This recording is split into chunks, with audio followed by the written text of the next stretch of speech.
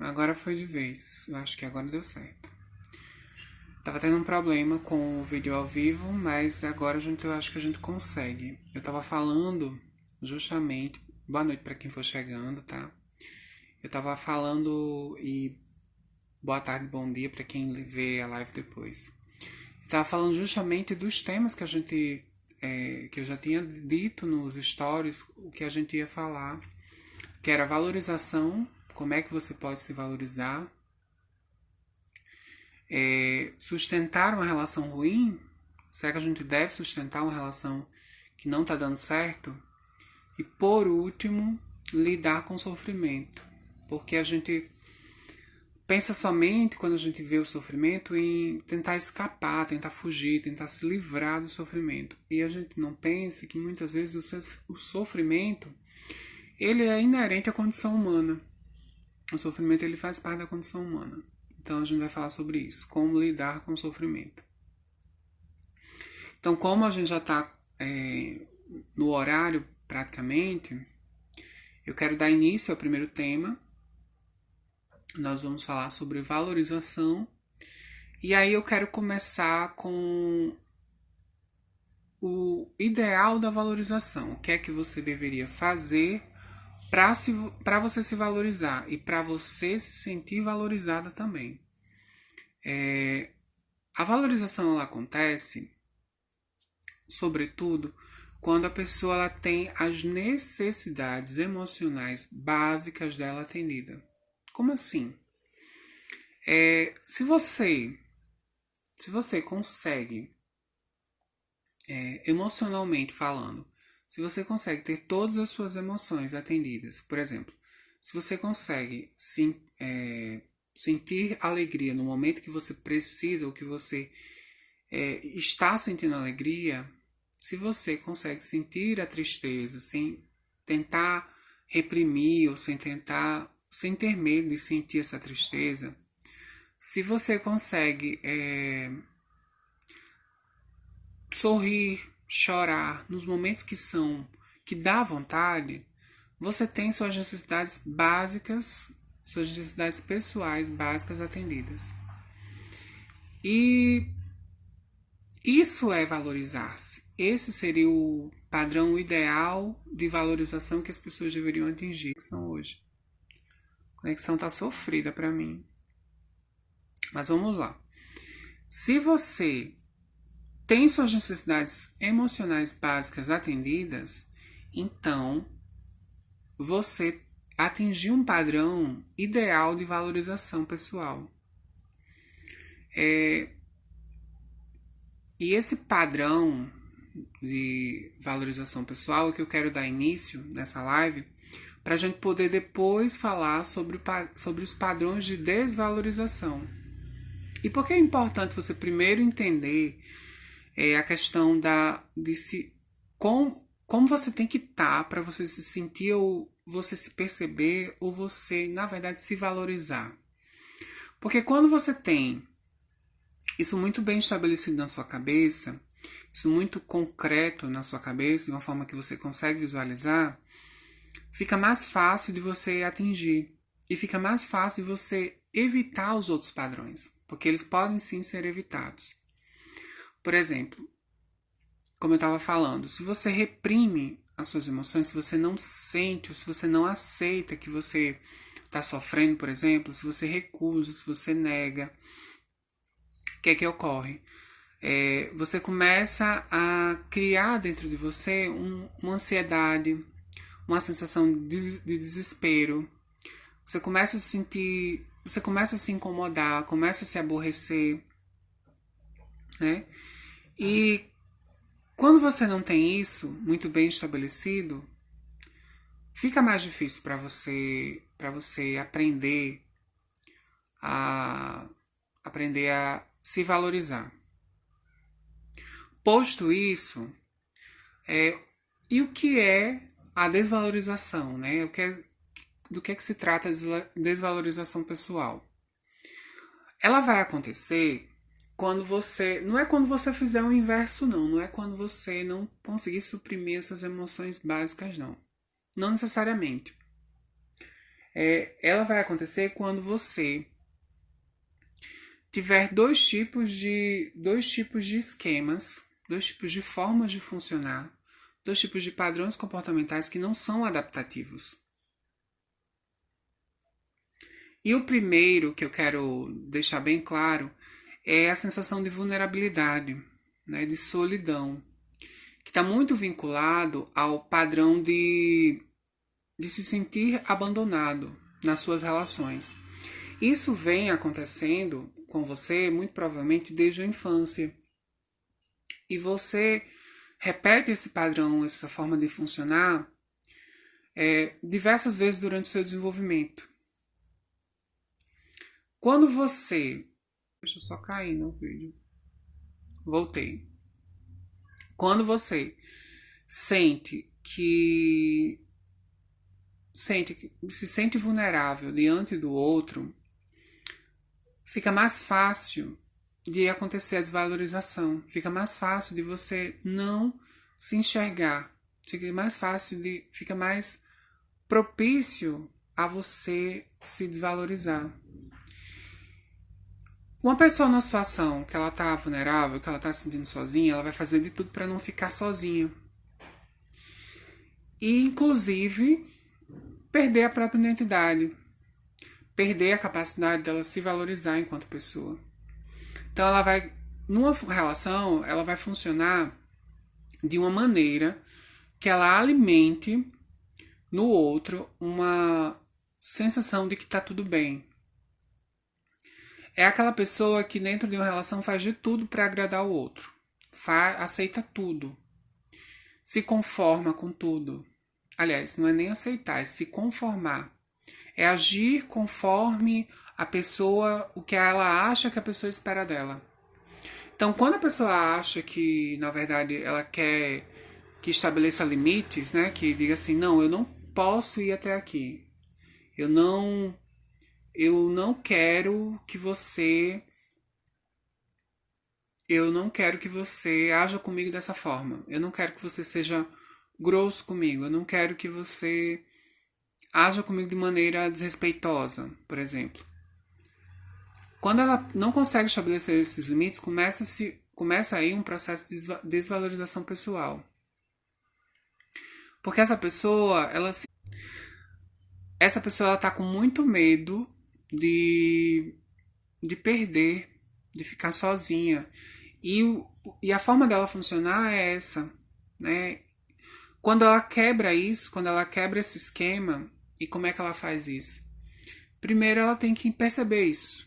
Se ela consegue perceber que ela é uma pessoa que tem medo de ficar só, e por isso fica mais vulnerável, e por isso cede aos desejos do outro e aceita tudo, sei lá. Aceita até viver, é uma pessoa que não necessariamente se sente bem numa relação com outra, gosta de uma relação a dois, por exemplo. E a outra pessoa propõe a ela que elas tenham um relacionamento aberto, por exemplo. E se ela se sente vulnerável e com medo de perder essa pessoa, ela vai ela vai conforme a música, ela vai dançar conforme a música. Ela vai fazer de tudo para não perder, né? E começa daí o processo de desvalorização pessoal. Porque ela não se percebe mais como ela mesma. Outro esquema que é importante para a gente poder compreender o nosso processo de valorização pessoal, que eu vou chegar lá, mas que eu estou trazendo esses conhecimentos para que a gente possa elaborar mais na frente justamente como é que a gente vai conseguir atingir esse padrão de valorização, como é que a gente vai conseguir atender as nossas necessidades emocionais básicas, né? E outro esquema que eu quero trazer é justamente da pessoa que ela é impulsiva, que ela se irrita com tudo, né? E essa pessoa é uma pessoa que ela tá num processo de desvalorização. Porque se eu me irrito com tudo do outro, com tudo que o outro diz, com tudo que o outro fala, o que é que acontece? Eu dou poderes para o outro fazer comigo, ou pelo menos agir comigo conforme ele quiser. Porque meu temperamento, ele é controlado pelo comportamento do outro. Então, quando eu me zango, quando eu ajo impulsivamente, quando eu não penso, quando eu não paro, né? Respiro fundo e penso, eu dou poderes plenos para que o outro faça comigo o que ele quiser. Acontece aí o processo total de desvalorização. Veja como é importante a gente estar ciente, sabe? Veja como é importante a gente estar ciente dessas coisas, porque isso vai influenciar na forma como as pessoas vão agir com a gente. Isso vai nos adoecer muitas vezes.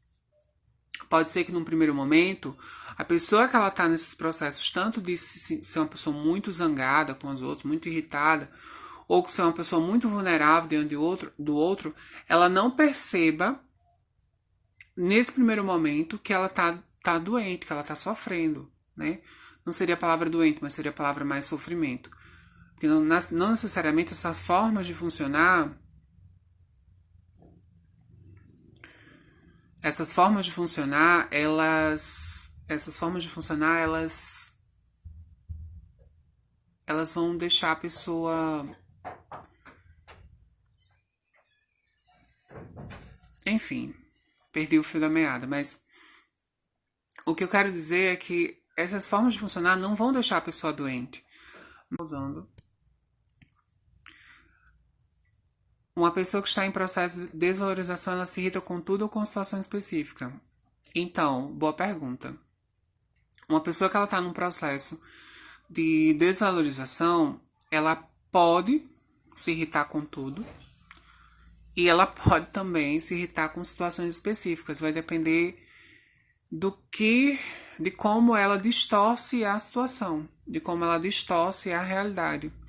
Porque muitas vezes a irritação, ela não necessariamente vai ser com tudo. Não vai ser com tudo e com todos, né? Não vai se voltar, ela não vai estar se voltando contra todos, nem contra tudo que acontece. Mas isso pode acontecer se ela já está num processo muito adiantado de desvalorização. Se ela se sente perdida, né? Se ela não sabe, se ela perdeu até a identidade, às vezes tem pessoas que passam por um processo de valorização que elas não sabem nem quem elas são. Elas param, olham para o nada, né? Para o nada bem simbólico, para o nada e diz assim, poxa, eu não sei o que é que eu estou fazendo aqui, não sei quem eu sou, não sei por que isso acontece comigo. E aí elas podem sim se irritar com tudo por conta disso, né? Quando é uma situação específica, pode ser que, na verdade, aquela situação causou uma irritação porque ela não compreendeu, ela distorceu a realidade, ela modificou aquilo que realmente estava acontecendo. Um exemplo é um casal que briga porque, sei lá, porque vai no restaurante e não gosta da comida, né? É uma situação específica em que a pessoa talvez se sinta mal porque o outro, ela distorce a realidade. O outro não gosta da comida, mas na verdade ele não gosta é de sair com ela, né? Então ela começa a se irritar por aí. Mas tem muito a ver com a questão de distorção da realidade. Mas voltando para o que a gente estava falando, justamente desses padrões, né, que levam a pessoa a esse processo de desvalorização, como é que a gente sai disso e a gente parte para um esquema satisfatório, ou seja, um esquema que a gente pode ter nossas necessidades emocionais básicas atendidas. Basicamente, é quando a gente pensa, é quando a gente consegue vivenciar nossas emoções. E aí a gente tem duas etapas para isso. A gente pode criar mecanismos para se perceber antes da situação ocorrer, antes da situação que lhe causa irritação, ou antes da situação que lhe causa irritação, ou antes da situação que lhe causa um padrão de vulnerabilidade. E aí, é, é, ela, ao perceber como isso impacta para ela, o que é que ela faz? Ela simplesmente cria um plano de ação. Opa, eu tô vendo aqui que eu vou me irritar com essa situação. Então a gente volta lá para aquela situação do restaurante, né? Fulaninho brigou comigo porque não gostou do restaurante. E às vezes a pessoa nem brigou com ela, mas ela acha que brigou. E aí começa uma discussão. E quando ela percebe que isso pode acontecer antes mesmo da briga, ela cria um plano de ação para isso. Então ela pode pensar que eu vou permitir que a pessoa fale. Se ela está irritada, vamos deixar que ela fale. E depois, em um outro momento, que tiver tudo tranquilo, eu chego lá para ela e digo, olha, não é bem assim, não sei se não entendi direito o que é que você quis dizer. Você se irritou comigo porque a gente saiu, ou você não gosta de sair comigo, é isso? Você faz uma avaliação, né? Você cria um plano de ação para você testar se aquilo é de fato o que você acha ou se foi só um pensamento que passou pela sua cabeça. Isso é um plano de ação possível.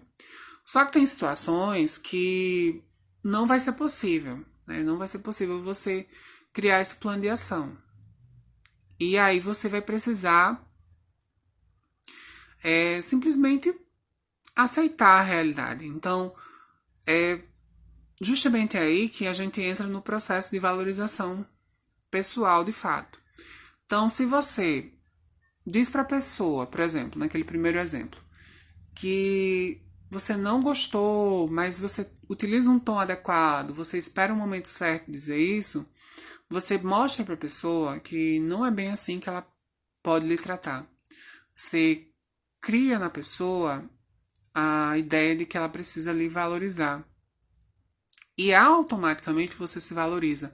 Porque você começa a entender que você tem emoções, que você tem sentimentos e que esses sentimentos influenciam tanto no seu comportamento, quanto nos seus pensamentos e quanto na sua realidade, né? E o outro processo é, por exemplo, um processo de valorização em que muitas vezes você está numa relação e você não tem como mudar alguma coisa, né? E muitas vezes a única opção, por exemplo, que você tem é terminar uma relação que ele não lhe faz bem. E aí a gente já entrar. Mas a ideia é que você possa terminar uma relação que você não tá bem. E isso não ser um sofrimento a tal ponto de você se sentir mal. E você se valorizar no processo, porque você vai se sentir muito. Você vai conseguir lidar com suas emoções, você vai conseguir aceitar que você tá tendo aquilo, que você tá tendo aquele sofrimento. Você vai conseguir, da melhor maneira, lidar com aquela dor. Então, o processo de valorização, ele parte muitas vezes do nosso posicionamento diante do mundo. Se eu sou uma pessoa que me percebo, se eu sou uma pessoa que diante do outro eu me afirmo e eu afirmo quem eu sou, me autoafirmo, né, a palavra que eu quero dizer. Se eu consigo estabelecer isso muito bem, se eu consigo delimitar isso muito bem, eu começo a pensar em como eu começo a desenvolver a minha capacidade de valorização pessoal, de valorização em relação ao outro. Porque muitas vezes a gente não só se desvaloriza em relação ao outro, a gente se desvaloriza em relação a nós mesmos. É quando a gente não se cuida mais, é quando a gente não quer mais viver determinadas emoções, a nossa sociedade é uma sociedade que foge muito do tanto da ansiedade quanto da tristeza. Então ninguém pode ser triste, entre aspas, né? Ninguém pode ser triste na sociedade, ninguém pode ter ansiedade. E aí quando você percebe que não é bem assim, que esses são sentimentos que são seus também, você começa a identificar em você maneiras de lidar com isso, maneiras de você trabalhar isso dentro de você.